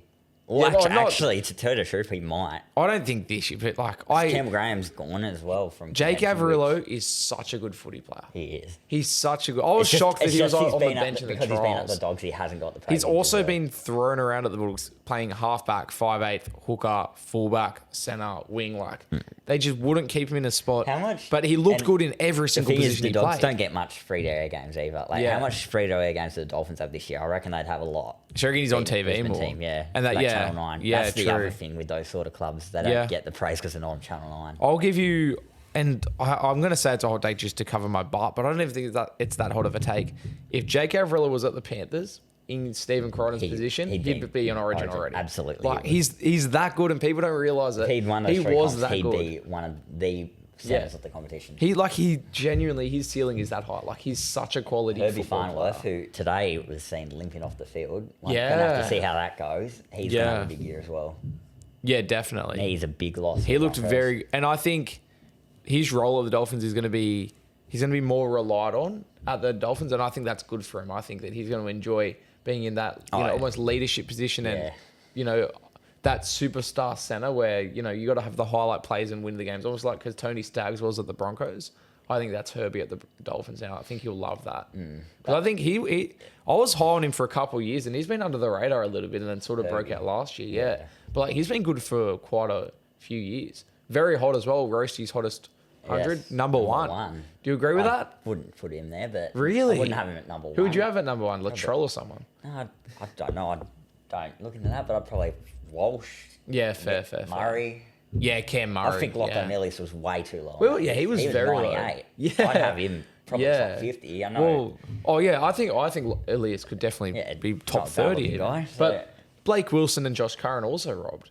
Yeah, they were very low. Blake Wilson was under Cameron McInnes. Yeah, that's strange, isn't it? Lindsay Collins was That's on what happens the when list. you allow men to vote. He was on the list, Lindsay Collins. Yeah, that was he a was shock. on the Cameron McInnes was on the list. He's the ugliest bloke in rugby league. Yeah. Oh, anyway, that's not the point. The point is the Dolphins. Dolphins. Is just a weird one to talk about. Just a new club and just growing. Where do you have him at? I think we both said 9 to 12. 9 to 12. Probably 12 to be just exact. missing the 8. I wouldn't even have him that high. I'd just have him like, 11th, I've got him 11th to 14th. I've got him just missing the 8. Let's move on to the Manly Sea Eagles, who we'll go over the ins and outs. I don't know if there's a whole heap. Where are we at, Manly? Oh, well, there is a couple of big ones. Luke Brooks, for example, new half. Tommy Talau, Atasi James. I actually haven't heard of him, so I assume he's a depth player. Apologies. I know, Atasi James probably watches the podcast, so I apologise to him. Jackson Paulo, your man. Yes. South legend. Corey Waddell, Bulldogs legend, and Bailey Hodgson. They have lost Sean Kepi, South legend. Yes. Samuel Afanu, Morgan Harper. He's gone to the Eels. Yep. Kelma Tuolangi, also to the Eels. KO Weeks. Shout out to KO. Sponsor us, please. Yep. Tui Pilotu and Morgan Boyle. So, obviously, a bit of turnover. Would you say it's an improved squad? Or a bit of the same? Brooks there, I'll say it is. Yeah, that's fair. That's fair. Manly are similar to the Titans, where every year you could just range them from anywhere because you just can't predict what they're going to do. And I'll tell you a big part of that is Tom Trbojevic. Yeah, if he's, I don't know, if he's healthy, they can literally be top 4. I made my ladder prediction when I did it on TikTok, purely assuming he's going to get injured again, which is horrible to say. I don't know if you remember, but that's what I did last year. Do you remember that? Did you just make it assuming? I said, I think you might have had him top 8. No, I had him 10th last year. Yeah, well, I had him quite low, and I was like, that's because I just know Turbo's going to get injured. On TikTok, I had him 13th, so I've got him in that mid-bottom 8 range, which I don't like having him that low because I think they can definitely make the 8. Literally, with Tom Trbojevic healthy, they could be top 4. They could, yes. They actually could be. At the same time, they can also be bottom 4. Literally be bottom 4. Yeah, and I wouldn't be surprised. Yeah, I look at other sides. I just don't think they're better than any of the teams I have in the top 8. Yeah, well, I've also got a mid. Bottom 8, missing 8, that's what I'll say. Yeah. I don't think they're wooden spoon contenders. I've got them, 8. Yeah, if Brooks 9 can to click 14 as well, that could be very helpful for him. Yeah, I think Luke Brooks is. I said earlier on Matt Burton how he's in a very make or break year, and I think Luke Brooks is the same now. He's got no excuses. Yeah, now. exactly. He's got no excuses. That he's got it in him. 100%. If he doesn't go very well, he will have a good year though. Surely, he has to. I reckon he's got to get himself to be in contention for 5 of the year. You reckon he's got to be that good? I reckon he can get himself. Oh, you think he can be? I reckon I think so. Generally, I reckon he'll be a nominee for 5 of the year. Maybe. I don't know. I don't know if I'd say I think he'll be a nominee, but I think he can be. He will be. I'm going to say I Even if don't goes think he shit, will I be. reckon he will be. I don't think he will be, but I think he can be. I think he can be, but I just don't think he will be. I reckon he will be. It's a bold call. You can clip Yeah, this, it is. but I reckon he will be. I reckon he will be. Come back to this at the end of the year when Matt Burton's won 5/8 of the year. Okay. But so we both sort of got a mid-bottom 8. Like 13th But sort of area. you said that you're sort of assuming Turbo gets hurt again. Which I hope, because I remember last year we did our predictions on what his injury will be. Oh, yeah. Don't want to do that again, no. It was his pec in the end, wasn't it? Yeah. I don't think any of us had that. Nah, I think you said elbow. I said elbow. I think I said legs or something. Yeah. I probably said hammy. But I obviously, was like, probably closer than you, though. like, you never want anyone to get hurt. No, but definitely Tom not. Trujovic, one of the nicest blokes in rugby league. Yes. Like, and he's so good, you don't want him to get hurt. Such a shame. Like, you hate seeing anyone get injured, but especially this year, the full season. It's good for rugby league when he's playing. Oh, so not when you're playing against not him, not if you're not me. It's good for New South Wales as well. But like, it's just a better. He's so entertaining. He was just so entertaining in 2021. He just made it look so easy as well. Yeah, Like, it made it so easy for Saab. Yeah, 100%. Ever since he's been injured, just hasn't been the player we saw that season. So yeah, shout out to Manly. Obviously, as we said, we both got a mid-bottom 8, but if Turbo stays healthy, I've got him. It's hard not to put him top 8. To be honest. Yes, I know it is. There's such a weird side. They have Seabold as coach. They definitely. It's so range what they could do. All right, Zane. Let's do the mighty North Queensland Cowboys. Yes. What do you actually? Before I keep forgetting to. I keep throwing to you too early. Let's go over the ins and outs. They were third in 2022 and had pretty disappointing start the last year. Not going to lie, they came better towards the back end, but just didn't have enough. That just came good too late to get into the top 8. Just didn't get there in the end. So they've brought in Viliami Vela. I'm sorry, I butchered that. I can't pronounce that. But name either. the losses, there is a lot of losses. Ben Hampton, Brendan Elliott, Shibashaki. One of my favourite rugby league names, that one. Or especially in Rugby League Live. I don't know if you ever heard Vossi say that one, but Jake Burke, Peter Hiku. About time. Rough. Riley Price, Mitch Dunn, and James Tarmo, and then obviously Luciano Leilua this week. So, yeah, what do you think, Zane? I know you haven't seen my ladder prediction on TikTok. Do you know what I think? It's my bold call for the year. Yeah? Top 4. Yeah, laugh at me all you want. You can laugh at me. Top 4? I've got a 4. Really? Exact 4. Really? Let me tell you why. They disappointed everyone last year. Everyone had such high hopes for him. And I know they've got it in them to finish top 4. We've seen it before. Yeah, I guess. Dearden has another year under his belt. Drinkwater, we'll talk about Dally M predictions in the end. Yeah. They've just changed their captains to some younger heads. And they were distracted by the World Cup last off-season. Yeah, lots of players out. They've had a massive off-season similar to the one they had in 2022. I generally reckon they bounce back. I know top 4 is going to sound bold. It might be bold. I reckon they make the 8, definitely. Yeah. Top 4 might be a bit high, though. But I like making a bold call every year, and that's going to be mine. Yeah, last year it was the Titans to make the 8. Didn't quite get there. They were close at some. You also said Souths were going to be in the grand final with the Sharks. Yes, I know. Sharks got knocked out of finals week 1 and Souths didn't make the 8. That's my bold call for the year. Cowboys top 4. There you go. That's very bold. It sounds so stupid. I'm going to look back at it at the end of the year and like, why did I do that? But or you could be a genius. I love being bold. And yeah, because if they do make the top 4, it'll make me look very smart, won't it? Yeah, very much. I like making the bold call, and that's mine for this year. Cowboys return to the top 4. I have Cowboys mid-range bottom 8. Okay. So very different. We're very different on that. Yeah, I think why. Like they've got a very good squad on paper, but I don't know, they just didn't click as much as they should have last year. There was a thing you said last year. It might have been the smartest thing you said all last year, where Cowboys weren't going to go as good because teams no longer underestimated them.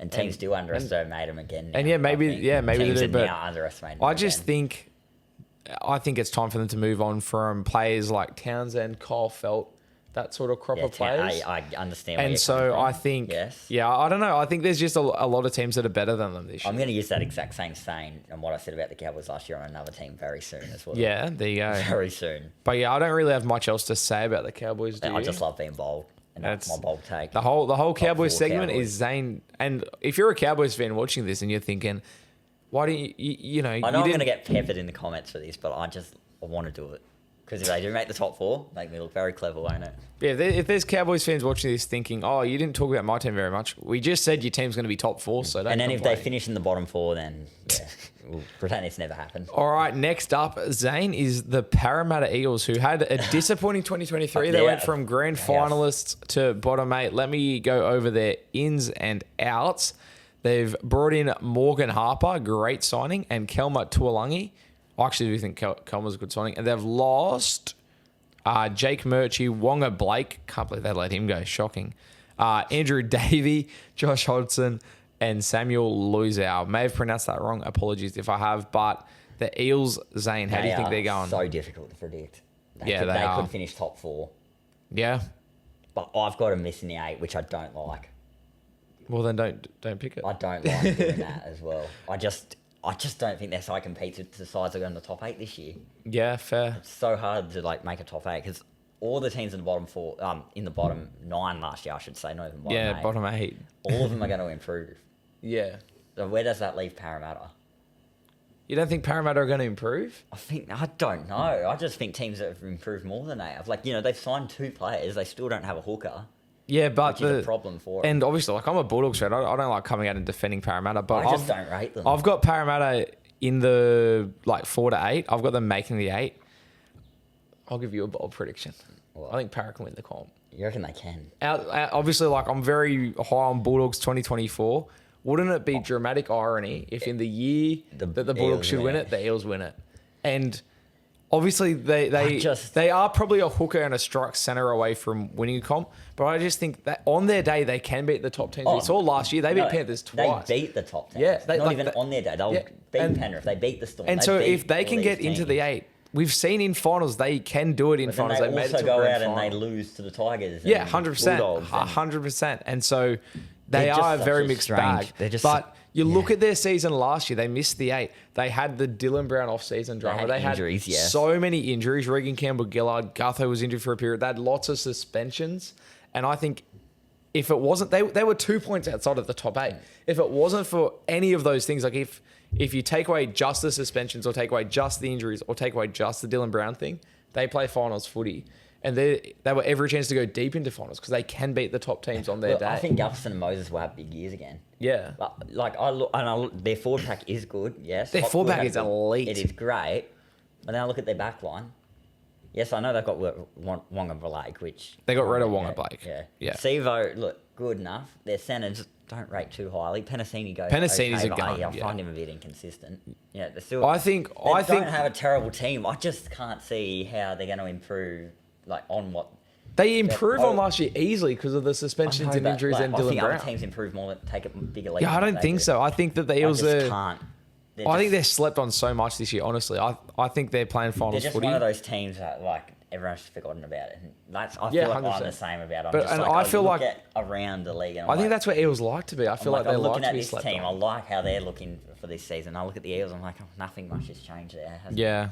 No, I've got them making top 8, and as I said, I honestly can see them winning a comp. Come under a bit of pressure as well, I think. Oh, Brad Arthur's under heaps of pressure. Yeah, no doubt. This year. No doubt. Long enough now. Yeah, 100%. Brad Arthur, he's only got a couple years left if they don't go to another grand final. Yeah, they're a confusing team for me this year. I don't know what they're going to do. No, I've got to make them top 8. And as I said, make grand final. I think they can win the comp. You reckon they can? That's my bold take for this year. I think Eels. I don't think they will, but I think they're more than capable. Very much so. Yeah, that's clip that up and roll it. Penrith out, if there is any. They're capable. They definitely are. They're so capable. That's the scary thing about them. I hate saying that because I hate the Eels. I very much hate the Eels and I hate saying that. But I'm on here to be honest and give my honest takes. And I think Eels are good this year. Definitely top 8. Let's move on to. I guess we'll do South Sydney. Yes. Let me go before. I'll let you take the stage here, Zane, and you can go on for as long as you like. But before you do that, let me go over your ins and outs. So you've gained. Jack Whiten. Not a big signing there, but we've also got... absolutely a big signing. And then Sean Kepi.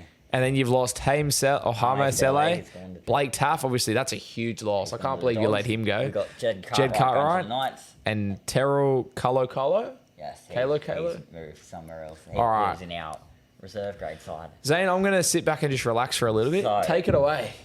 absolutely shattering what happened at the back end of last year.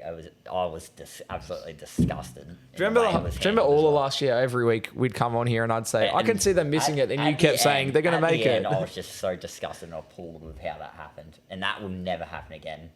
And I don't know. I know Hainsey agrees, and he's a Roosters fan who absolutely hates South with all his guts, and it just. Just try and talk to your mic more. Yeah, bring it up close to you. Yeah, I keep moving away. Yeah, it's gone quiet. All right, continue. You were on about Hainsey. Look, we all know. Look, it will never happen again. That, and I know the club will make sure it doesn't happen. Jack Whiten is a huge signing for this club, and he's with him next to Latrell. Latrell loves having his best mates around him. Latrell's going to have a huge year with Jack Whiten there. Yeah, I think I've got South's top 4. I think there was undoubtedly, off-field issues last year towards the end. Yes. Yeah, and it affected them. Obviously, you came out with the theory that when they moved away from Redfern Oval, and there's been a lot of evidence that has suggested that since that's what caused a lot of drama when they moved. Yeah, 100%. And I think at the time we sort of were saying it as a bit of a joke. Systems at Redfern when they moved, they had to bring in new systems. Yeah, and some players just didn't. Buy into it. Yeah. And I think when we first said that, it was around Magic Round. I don't know if you were super serious about it, but I sort of went along with it as a joke. The week of Magic Round is when we moved. But genuinely, that was like an actual issue, it turned out. It was. And they fell off. But as you just said, you've got them making top 4. I do. I have them. Where do you have them? I want to hear this. I have them top 4. You have them top 4? I have them top 4. I think surely top 8. You look at their side on paper. You got to put them top 4. Yeah, it's a pretty good roster. I want to pick them, but it's biased, obviously, the picking. I don't hate that as a pick. You just never know what they'll have their games occasionally where they just look very just average and uninterested. And I hate saying it because I support them and I love them, and I'm like, well, why have they showed up like this? Why do some games they can beat the top sides? We know that when they're at their best, but then they'll have those other games where they're just terrible. Yeah. And we saw at the back end, I look back at the back end of last year and they were actually terrible in some of those games. Yeah. They lost to the Bulldogs, Zane. Well, that game, we had a lot of excuses, and I'm going to keep defending that for years. That was a reserve grade game. We had more reserve grade players in that game than you did. We had a lot as well. Yeah, but we had more. Well, your first grade side was better than ours that game. Yeah, first grade players you had, because we had Origin players, you just didn't. We have Origin players. Josh Edekar. Matt Burden. Yeah, that was it. We had more. Tavita Pengai Jr. Oh, I can't believe it or not. He played Origin. And it was long after that. It was the Sharks. Yeah. Knights. They were just appalling games to watch. Who beat him in the last round to knock him out of the A? It was the Roosters. Which we weren't terrible in that game. I won't lie, but we still weren't good enough. Just weren't good enough. That Knights game was just horrific. Latrell had the worst. Yeah, that Knights game was worst game of the year. Worst game of his career, I reckon. Yeah. One of the worst. Maybe he was terrible. 2017 prelim. They kicked the dead on the full twice. Yeah. I know Roosters fans love when he was bad in the Knights game. But what, you were in top 4? Yeah, I win it. I went over that ladder predictor you do where you do the draw. What did you do? Tip the whole year. Did you do the one where you have to put in each score? Yeah. So what I did is I made a list of I did my top 8, and then I went and did that, and then I looked at that and sort of made a couple of adjustments. So you did that same one where you put the individual score. But I didn't put the scores in. What'd you do? I just left it at 12 for every game. But because I didn't let that impact. I just sort of used that as a reference. For every game, it took ages. Yeah, stuff that. So I was like, I've got South's top 4, and I think they're capable of winning the comp. But we said the same thing about them last year. So and if they finish in top 4, I got them 3rd exactly, because every time we finish top 4, for whatever reason, we love the 3rd spot. Yeah, there you go. So we'll just stick with that. Hate home 2021 finals. we're 3rd, 2019 3rd, 2018 3rd, 2014 3rd. Yeah, we'll start a pattern from there. A pattern? Did somebody say pattern? Yeah, I said a pattern. Doggies 2024. Yeah. Oh, when South Sydney finished 3rd in 2014, if they finished 3rd again this year, that could happen. Ooh. If the Bulldogs finished 7th, and I'll be a bit more confident. All right, we've just had our halftime break, Zane. We have, yes. And it's time to get into the top 8. Last year's good teams. Yeah, technically. My team's not there, but neither of our teams are. Yeah. To show the truth, but Raiders. Shouldn't have been there. Let me go over their ins and outs quickly before we root into them. The Rabbitohs, that was there last year instead of the Raiders, because I think if you look at the season overall, I think the Raiders were the better side. But anyway, that was last year. So we got Simi Sagi, Morgan Smithies, Smokey, good signing. He's in my super coach. Kaya Weeks and Zach Hosking, and they lost Jack Whiten. Did you know that? Huge. Yeah. Harley Smith, Shields, Matt Frawley, Jared Croker, and Clay Webb. How do you think they go this year? Look at their side on paper. I reckon they're going to be down there. Yeah. However, at the same time, I just feel like they're going to have those games. They're going to win the close games. Yeah. Because I remember 5 years ago or so, they were known for not winning the close games. Yeah, yeah. They'd finish 100%. outside the 8 with a positive for and against. Whereas now they're finishing in the top 8 with a terrible for and against. It's like completely switched. Like, I don't know. Like, I feel like Ricky Stewart's going to instill the passion into them so they don't finish low. But I've got them bottom 4. Yeah, I've actually also got them bottom 4, but I do want to say their forward pack is still elite. Good. They've got such a good forward pack. Terrible though. Dreadful. Like Jamal Fogarty, I think is He's a good the best player there. But yeah, Still not like, aside where Jamal Fogarty is the best player in the spine, is concerning. Yeah. Respectfully to Jamal Fogarty, and he's a good player. He's a good player. He's good. But it's just concerning. Like, obviously, it's well documented their fullback struggles. And, like, I still don't know who their fullback is going into round 1. It looks like probably Chris. Yeah, I reckon it'll be Chris. Maybe Hop White. Obviously, Stewart's probably going to get there at some stage this season. But, like, they don't have a set fullback. 5'8" as well. It looks like KO Weeks is going to be their 5'8", who wasn't cracking a Manly side. So I wouldn't mind that, but Ethan Strange has looked good in the trials, but obviously young and inexperienced. And looks more like a 7 than a 6. Backline, I don't think. Like, Rapana's coming to the end as well. Yeah, he's probably like got one more season. And then, like, even the hooker, like, they haven't had a hooker for 2-3 years. But like, they never decide on a hooker. Sometimes it's Starling, sometimes it's Woolford. Yeah. Like, it's just weird. I don't know. They're confusing. There's a world where they finish 8th again. It's scruff in there. Yeah, they want it. On paper, you have to put them that low. You just have to. I've got them bottom 4. Like, but as you said, like, they're just a team that just always find a way. So you never know. There's not much to say about them. They're just kind of like there. And they've been like they're just their club for years. Like, they're always just midway through the ladder. But I think we're finally going to see them drop off this year. Yeah. Hainesy's team, obviously, we love Hainesy. Roosters. One of our famous guests, the Roosters. South rival. Actually, just quickly. Ending to the year, didn't they? Very much. But let me just go over the ins and outs. There is a couple of cheeky signings.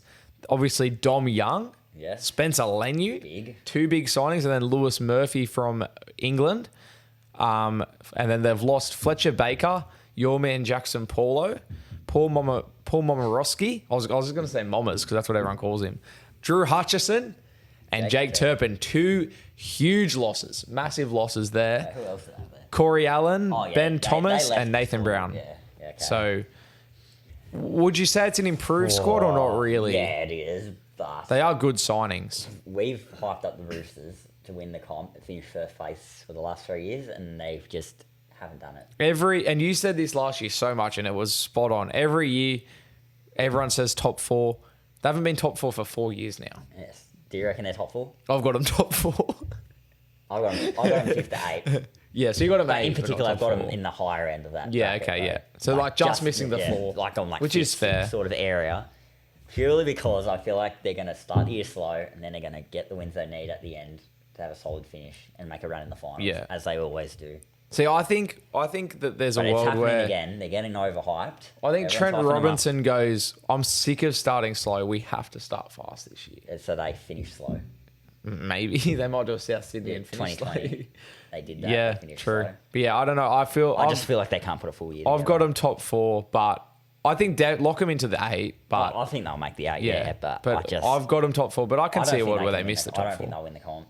I think they're a contender. Tedesco's one to watch this year to see how he goes if he bounces back. Or not. 100%. Because he knows that position in the Origin arena is under pressure. True. There are so many fullbacks.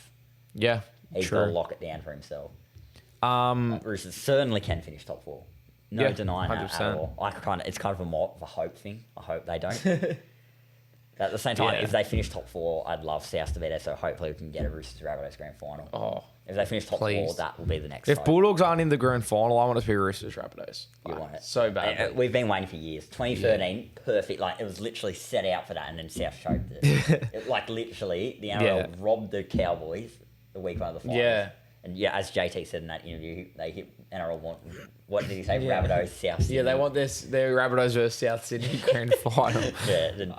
2019, we had our chance as well, but I think the Raiders hype train. Yeah, we've had so many opportunities to have that grand final. 100%. Even 2014 when Penrith beat the Roosters. Yeah. Like, it could have been Roosters Rabbitohs. I generally reckon it would have been. Yeah. Because I reckon Roosters would have beaten the Bulldogs in that prelim anyway if they'd won that first final. Yeah, probably. Bulldogs came like 7th. So. Yeah, I know. So, it will happen eventually. Hopefully. Let's Roosters, move. You never know. We've both got them top 8. However, I think this is one of their last chances. Manu possibly leaving. Yeah, true. Sawala leaving. Tedesco doesn't have much years left. Kiri's going to finish up soon as well. Rhea Hargraves is going. Yeah. They've got a lot going. It's giving me 2015 vibes for Roosters. Yeah, 2025 could be a 2016 year for them, which I'd love to see. Let's go to the Sharks. Anyway, Obviously, we want to move through these ones quickly because we've been taking... we said at the start that it could be 7 hours, and we might be pushing 7 hours at this stage. So let's go to the Sharks, and we'll try and go through them. They've been a very hot topic when it comes to ladder predictions this year. Yeah. There's people who have them missing the 8, there's people who have them making the 8, and there's people who have them top 4. Yeah. Where do you have them? I have them missing the 8. I have them, 9 to 12. So I've got them in the 8. Yeah. 5 to 8th because of their draw. They got a very easy draw. I think they will stroll into the finals. I must say that me having them outside the 8 is a very hot take, and it's like one of my hottest takes, to be fair. Why, I just think that, Moylan leaving, although Moylan wasn't great last year, I think, new halves. And to be fair, the halves did look very good in the All-Stars game. But I just think, new halves, they didn't look very good at the back end of last year. I think a lot of teams have improved. And I do want to say also that although I do have them missing the 8 this year, I honestly think they could be a top 4 team next year. I reckon they could be top 4 this year. So it would not surprise me. I think they'll fall off a little bit this year, but then next year, that's when it's premiership season. They got to beat those big teams. Yeah. Everyone says they just lose finals games I know too all the much. Sharks are like, we beat the Rabbitohs last year. I'm like, the Rabbitohs were crap by that. They also not didn't play top 8. Exactly. So that doesn't count. Yeah. Where do you have them? Just top 5th 8? to 8th. Yeah. So I think they will stroll in the finals with ease, but when they get there, they're just not going to go far. Again, it's just going to be that typical Cronulla year. Knights. How do you think they go? Another hot take. Yeah. I've posted my ladder prediction on TikTok, but I have them missing the 8. Yeah. I don't like that one bit because I think they can definitely make the finals, and I think they could be smoky for the premiership if they can keep it together. You know where I've got them? This is hot. What? Bottom 4. Bottom 4. But like the top of bottom 4. But I've got them bottom 4. I've got them 10th. On my exact ladder prediction, they're in my bottom 4. So tell me why.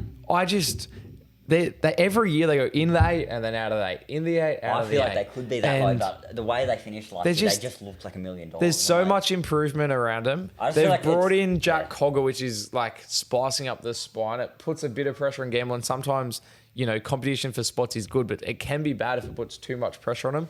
Brayley comes back into the side, and so that throws off Crossland a little bit. The loss of Dom Young. That is big, obviously he's just a winger. They still got Greg Marshall on the other side. It changes a lot. So yeah, I don't know. I just feel like I've just got them bottom 4 syndrome, and they will miss the 8. Oh, I can't see them finishing that low.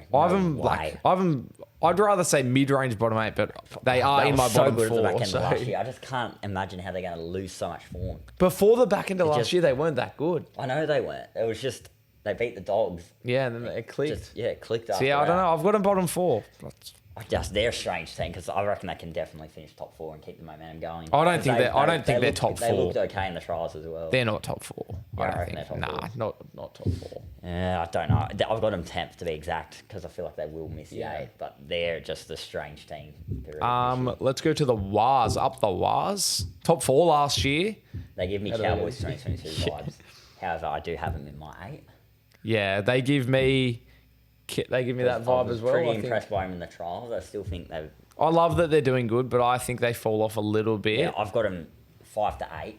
I've got them... Probably at the lower end, because I feel like they will win most of their games at home, but when they get on the road, and like I said before, I'm going to use that phrase again, teams are going to look at them like the Cowboys. Very much Cowboys, as a threat now, whereas last year, no one really, until the back end, saw them as a real threat. Yeah, I could not agree more with you, Teams Zane. are going to take it more seriously now, the Warriors.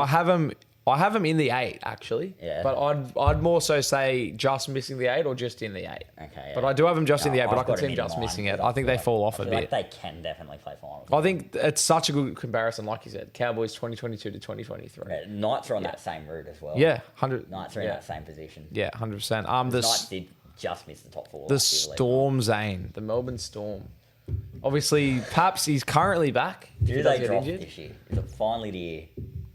I've got them top 4, comfortably. Comfortably top 4. I think. I've got them 5th to 8th. Especially if Paps stays healthy, they're in for a huge year. I've got them 5th to 8th.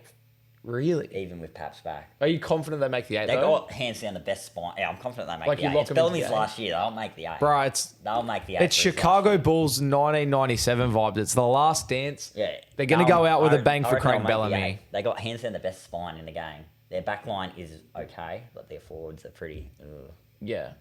They like the signing of Sean Bloor. That's pretty good. They're not the threat. They're not the threat they used to be. They're still a team that, like, if you see all teams playing them in a few weeks, you're like, oh, we got the Storm. This is going to be a tough one. You know, they're still that sort of team. Yeah. Teams still will take them seriously. I think they'll be better this year than they were last year. They're not the threat that they were last year. Oh, I don't reckon they will. I think they weren't that much of a threat last year without. I think if Pap stays healthy, they honestly could win the comp. Honestly, behind the pace they were from every other team. Yeah, but they didn't have Paps. I'm like, Paps is a huge difference maker, and Sean Bloor's a good signing. Is he going to be the same player that he was? He looked pretty good in the trials. He looked okay. We've been expecting a drop from him for years, and it's just never happened. Yeah. And it's Bellamy's last year, so they definitely... I think they live for Bellamy. Yeah. Do you reckon they can win the comp? I think they can win the comp. I just don't think they have the forwards to do it. I think they have the spine. Obviously, absolutely have the spine. I think everyone knows who I'm tipping to win the comp this year. And obviously, as I said earlier, I think Eels can win the comp. But I think Storm are a very big chance of winning the comp, honestly. I don't think they are. I don't think they have the forward pack to do it. Fair enough, man. Fair enough. I love their spine. You're Pappenhausen, Munster, Hughes. Best spine in the comp, arguably. Yeah. That's their forwards. When healthy. It's Liero, Katoa. Who they have? They got Welsh. He's a gun. Welsh is good, yeah, but who's their lock? Bloor's going to kill it at lock. Bloor, but he's not fat. He was good at Tigers. He's going to be great under Craig Bellamy. He's in for a huge year. Yeah, I just don't rate their forwards. Fair Especially got their props as well. I think who do they have as their props? They got Nelson. I don't think their fullback is that bad. It's not as good as it used to be. Pretty weak. That's the thing. That's true. They're not the threat that they used to be. I still think they're a threat though. Yeah, they're going to be one to watch this year as well. The Storm. I'm very intrigued to see how they go. Broncos lost the grand final last year. Where are they coming this year? I know you've spoken to me about this off camera before. You reckon they're going to drop a bit. I still got them top 4. Yeah, okay. Purely because of how confident they look. Off the field.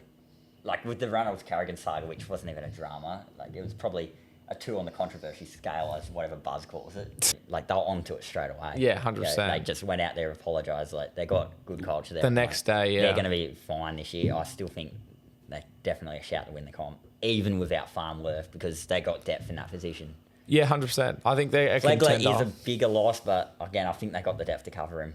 Yeah, and I've got them missing the top 4, which is a very hot take. I've got them falling out of the top 4, and it's purely because of the losses. I think they're bigger losses than everyone thinks. Capewell, Herbie, Flegler. In the origin period, that's the only concern I have. And sometimes that's all it takes to drop a little bit. I still think they're a contender to win the comp, and obviously, only one team ever has won the comp outside of the top 4. So, statistically they can't do it if they're outside the 4, but I think they are a contender. I see them falling out of the top 4. That's a hot take. Yeah, that is a hot take. I'm not going to sit here and pretend it's not a hot take. The Cowboys in the top 4, but it's still a hot take. It's a hot take. Yes. And then, obviously, the top teams, there's not much to talk about because they haven't really changed that much. Yes. And they were good last year. They were good this year. The Panthers. Yes. Good last Crichton, year. Got Taylor May coming back. And they got Dane Laurie there. Signed Alamotti. They signed Alamotti as well. They've lost Spencer Leniu as well. Yeah. There'll be some gun. 100%. They've got plenty of young forwards. Plenty. Probably win the comp again. Yeah. To tell the truth. It would not surprise me. 4 in a row. Cleary, the most since Dragons. Got to win the Dalian this year. I've got it between Cleary and Drinkwater as my Dalian picks. And we're about to get to Dalian picks, but I agree. I think just like Penrith. Well, I don't have much to say about them. They're going to dominate again this year. It's just no denying. However, I feel like they won't win the comp. Sure. Well, I feel like this will be the year where it gets to the finals, and whoever beats them in the finals will go on to win the comp. Yeah, I agree. I just think make the prelims and lose the prelims. Can I give you a stat? The last 2 pattern years, so 2004 and 2014, the Bulldogs beat the Panthers in the prelim final and went on to the grand final. So I'll give you my hot take. Along with, and we may as well get into grand final winners now because I don't think we have much more to talk about Panthers. They're 3 3-time premiership winners, and they're going to probably be very good again. But my hot take is not only do the Bulldogs win the grand final, the Bulldogs beat the Panthers in the prelim final and then go on to win the grand final. I have them beating Storm. Right, okay. 2012 rematch. So I remember I had my stats last year with my grand final. So. I'll go one hotter. They beat Roosters, they beat Rabbitohs, and they beat Panthers in the lead up. Oh, man. So they beat the 2004 runners up. Top four. No, Bulldogs aren't top four. And we're about to get into that. But yeah, they'll win it from outside the top four, just like they did in 1995. Wow. And they beat the 2004 runners up. They beat the 2014 premiers, and they beat the 2012 premiers, and they beat the 3-time premiers. Wow. In the finals and go on to win the comp. But who do you have winning the comp and runners up? Grand final calculation, I remember I said Rabbitohs Sharks last year. It was very wrong. So allow me to do my calculations. So I'm going to say Rabbitohs Panthers. And who wins? I'm going to say my bunnies win. So you got Rabbitohs beating the Panthers. Although I feel like Panthers could, if Panthers lose the prelim, whoever beats them in that prelim will win the comp. Yeah. Because it'll just put Bulldogs. so much confidence in that team. Like if it's Broncos or Storm, if they beat the Panthers in that prelim, they'd probably beat South in the final. Just because of the confidence boost. Yes. Yeah. Who do you have? Dally M? Obviously, you said Cleary or I'm going to go Drinky. Smokey because Cleary's boring. I'm going to say drink water. I'm going to be boring, and I'm going to say Cleary. I think if he stays healthy, obviously, like he's come so close to winning it, but it's just had injuries or a suspension. I think not last year, the year before he had the suspension. Yes. And so Cleary, he's the best player ever. He's got to win one eventually. Who do you have top point scorer and top try scorer? Top point scorer? Ooh, that's a tough one actually. I'm actually going to go with what you just said and say Cleary. Fair enough. And then top try scorer, I'm going to be boring and going to say AJ. Nice. I like that. I think that's the easy choice. I nearly went AJ for top try scorer, but I changed it up a little bit. I've got Jermaine Asako for both. I'm pretty sure he just won both. I don't mind the... Yeah, I've got Asako, definitely top point scorer, and I'm going him as a smoky for try scorer. For the point scorer. Yeah. And then this weekend, Zane, the footy's back. Are you pumped? Yes. We are in Vegas. Finally, the footy's back in Vegas. Manly Souths. Where you at? Margin, try scorer, winner. I'm going my bunnies by 12. Yeah. And I'm going to go troll the score. So Souths 1-12 and troll. Yes. I've gone Manly 1-12. You got Manly to win. And Ben Travojevic anytime. Very smoky from me. No, I think Troll's going to have a blinder here. I think he's made for Vegas. Yes. He's going to step up. All the cameras on him, the whole world's watching. This is his dream. Ego game. It's proper ego game. This is made for Latrell. And then Roosters, Broncos. I'm going to go Broncos by 13 plus. Yeah? I'm actually going to pick 13 plus. There you go. Same thing with Latrell. This is a Reece Walsh ego game. Yeah. Reece Walsh anytime try scorer. Nice. And he gets up and does a backflip. You got the ego. Not as confident. Not as confident picking that with Latrell. You love picking it with Walsh, not with Latrell though. I'm going Roosters 1-12, and I'm going Tyrell May anytime. You'll notice I've gone. That'll have value in it. I've gone 1-12 in both games in back rolls because I think the smaller fields are going to play a role. True. I think the game's going to be low scoring, and I think it's going to be forward scoring. I reckon they're going to be high. I'll give you a hot tip. I think get on the unders in both games if you gamble. I reckon the Manly Rabbitohs game will be like a. I just think the field is. I think the field is too small for it to be high scoring. I don't think there's points. But yeah, that's our predictions. That's us back, baby. That's episode 1 in the books. That's going to be fun to edit, nice and long. But that's it, baby. Let's trot, Zane. Let's trot. Salute.